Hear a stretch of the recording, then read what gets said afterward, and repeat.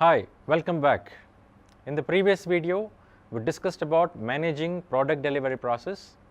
In this video, let us look at managing stage boundary process.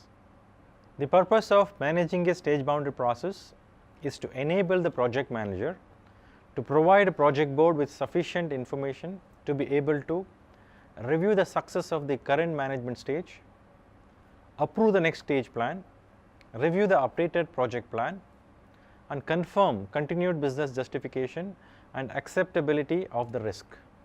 The objectives of managing a stage boundary process is to assure the project board that all products in the current stage are produced and approved, prepare the stage plan for the next management stage, review and update if necessary the usual documents which are the project initiation documentation, business case, project plan and risk register, provide the information needed to the project board to assess the continuing viability of the project, record any lessons in the lessons log that can help later stage or in future projects.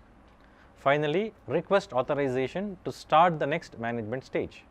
So, during exception, managing a stage boundary process reviews and if necessary update the PID, provide the information needed for the project board to assess the continuing viability of the project, prepare an exception plan as directed by the project board, seek approval to replace the project plan or stage plan for the current management stage with the exception plan.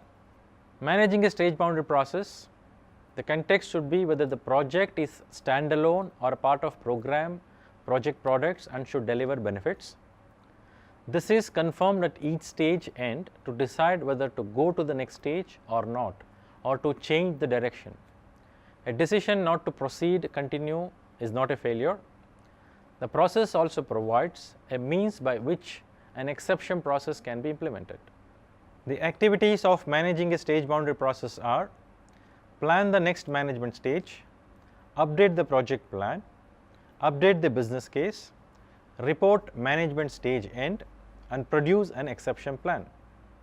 To summarize, in this video, we discussed the purpose, objective, context and activities of managing stage boundary process.